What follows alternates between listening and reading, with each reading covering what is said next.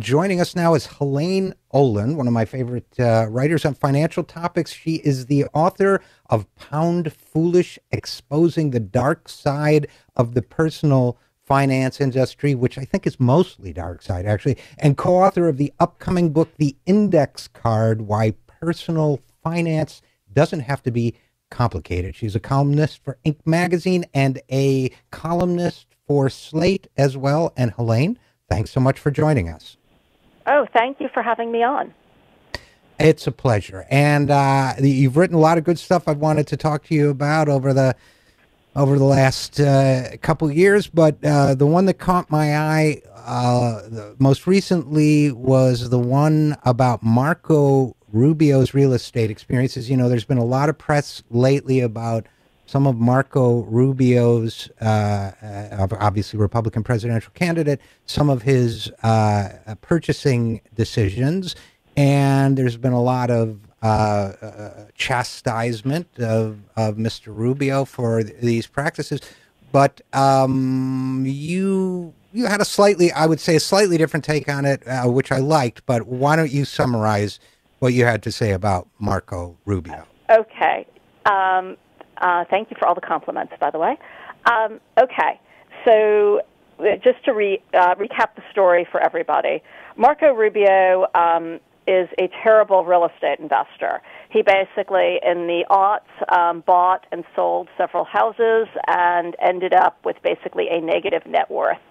He bought his mother-in-law's house with no money down, sold that, actually did okay with that, turned around and bought a $550,000 house for his family. At the same time, he also bought a house in Tallahassee with another state legislator. And he also took money out of one of the houses, and almost all of this was 0% down financing. As we all might recall, this was rather common stuff in the aughts. When all this started to come out in the past couple of weeks, there was a certain amount of condemnation of Marco Rubio's personal finance skills, which indeed do not appear to be that great. But I would like to remind everybody, before we all get too condemning, this was really common advice to do these things 10 years ago. We don't like to remember that anymore, but a lot of respectable people were telling people to buy multiple houses and do it with no money down, and that this was a sure way to wealth.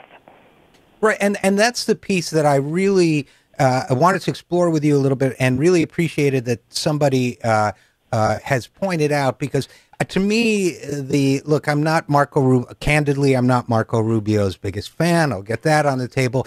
But this speaks to me we had, and I'd love your thoughts on this, we had this essentially Wall Street driven real estate bubble that a lot of people saw. You know, the political insider economists may have missed it, but a lot of other economists and observers saw that we were in the midst of a housing bubble driven by a lot of, in my opinion, by a lot of banking behavior. People were really encouraging.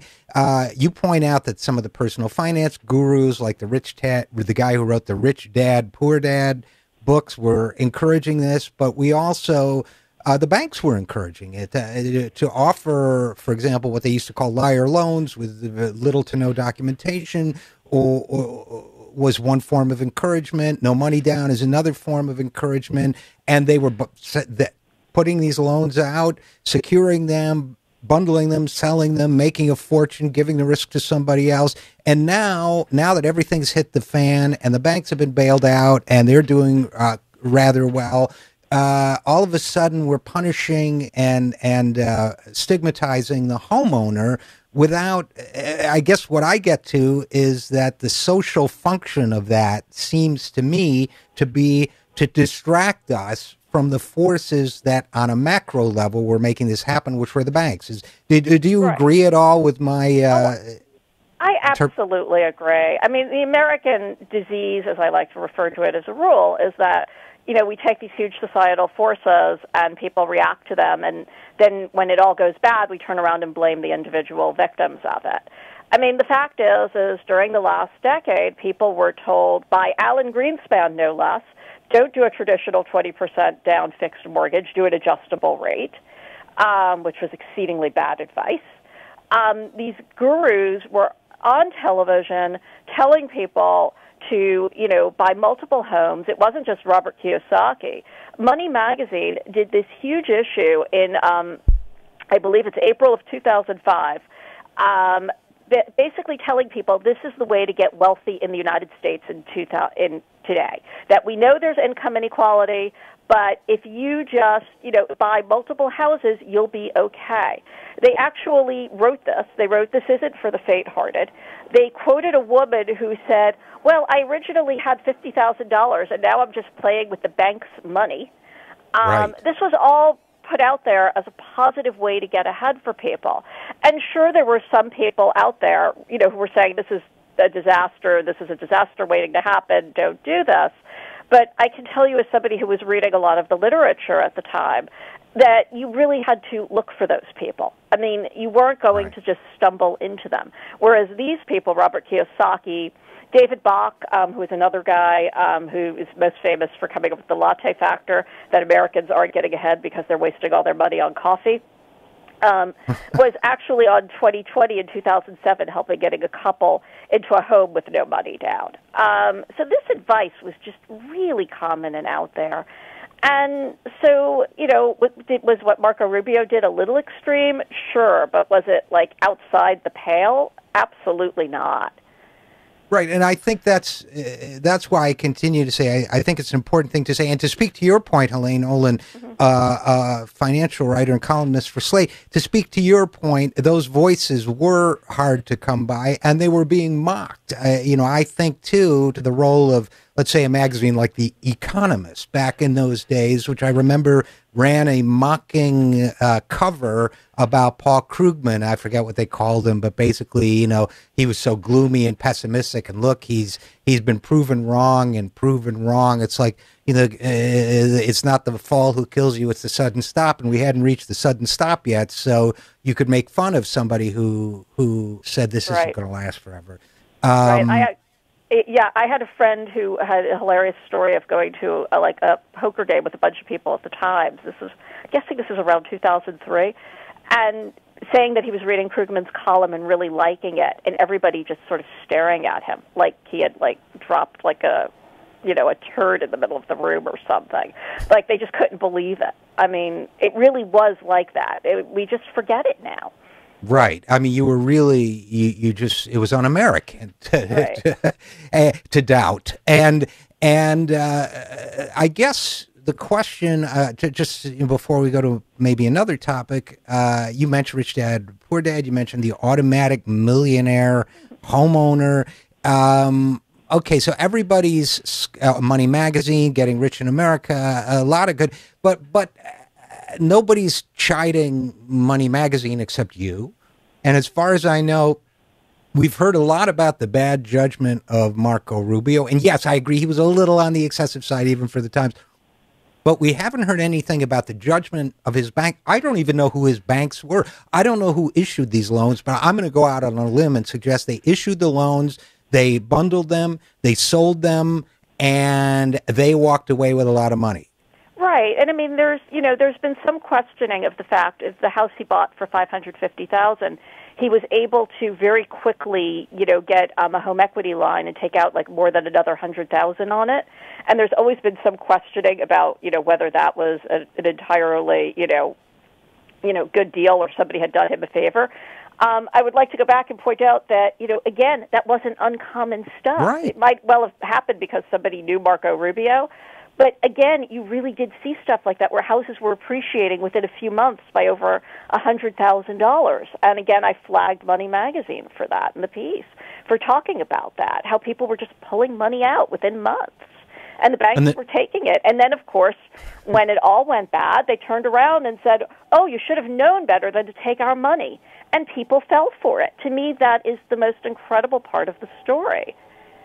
Absolutely. And so I would like to see if there's going to be any more chastising of Marco Rubio. Look, I assume he has people to take care of him. So I'm coming from a different perspective. But if there's any more chastising of Marco Rubio, I'd like to see equal time in the piece devoted to chastising his lenders. I agree. And I would only make one other point, which is the other reason I think this issue is going to go away is because Marco Rubio is a Gen Xer, and no other group, and I'm a Gen Xer too, so I guess I can talk about this, got whacked by the housing bubble more than the people who are now, between like 40 and 50. They were, they bought at the exact wrong time. They were encouraged to take money out, and then it went bad. And so I think to go after him is also going after a whole age cohort, and I think that's another way that this just doesn't play very well, and why I think this issue isn't going to, have a lot of legs, so to speak. Yeah, I would go even further, Helaine, and I would say that, yes, it's stigmatizing a generation, but it's also stigmatizing bank product consumers. You might even say that it is blaming now this is a controversial statement, but it's almost blaming the victim to a certain extent. If you encourage people, because even older generations who would have been fine were encouraged to take out home equity lines of credit and loans, and they bought boats or whatever. You could say they were greedy, but they were told it was a fine thing to do. Now they got no home, no boat. So I would say, and they're stuck with bad credit or a big loan to pay back. I would say that by and large, the consumers got shafted and then blamed, and the banks, they're unpopular with the public, but at least in the media and in Washington, they're getting pretty much a free ride. I agree. I mean, one of the things we didn't discuss, but I'll talk about it for a minute, is how the banks then basically have turned around and blamed the whole thing on a lack of financial literacy by the American public. That, we all should have known that if we had just done our sums and we understood how mortgages work, that we wouldn't have signed on these things that they were telling us were okay, that it was really our fault. And you can actually go in and see a whole pile of statements where people from Bank of America, from Chase, et cetera, will literally blame the housing crash on Americans who didn't know how to read a 100-page single-spaced mortgage origination document. It's really astonishing. And who listened to them? But yeah, we should have known better than to listen to our banker. And by the way, to transition this slightly, this is something that is once again coming up in the debate over whether to expand the fiduciary standard. That is, whether your financial advisor has a duty to act in your best interest or not, something that's being pushed by the Obama administration, but is being fought back bitterly by the financial services industry. And they're basically saying that, that your broker, you should educate yourself so you understand whether your broker who is employed by us, is giving you advice in your own best interest. You have to know whether our person is basically not being honest with you. I mean, it's simply astonishing. And you have to educate yourself to the likelihood that the person who claims to be advising you is concealing information from you that would cause you to doubt his or her judgment. So, yeah, it's astonishing. I was actually going to make a slightly different segue. We were talking with Helaine Olen, who is a financial columnist for Slate and the author of one good book and another one coming up, which is when you talked about the bankers castigating the public, which is the absolute definition of gall. The bankers, the bailed out bankers castigating the public for not having better financial judgment. That is to say, listening to them and buying their loan products and so on. Here's another one that really gets me that you wrote about a couple of years ago, which is we're also being told in the debate over retirement and Social Security and that Americans are being lectured about, well, you should be saving for retirement. What's the matter with you? Why you should just save for retirement and not expect that the Social Security system you've been paying into for all these years will actually be around because we want to use that money for other things or whatever. So you wrote a piece in the New York Times in 2013 called "Can't Save, Here's Why," and I just wanted to point at, maybe do a minute on why that's still important, that not to stigmatize people if they haven't saved a bundle for retirement. The retirement issue is huge. People can't save. I mean, the issue we have is that, our salaries have stagnated and fallen now for basically, household income for basically, 30 years. At the same time, the cost of what we can't do without, and I'm talking about medical, education, housing, has gone up at rates well beyond that of inflation almost through that entire period. So the result is that, we are increasingly falling behind because we literally can't keep up.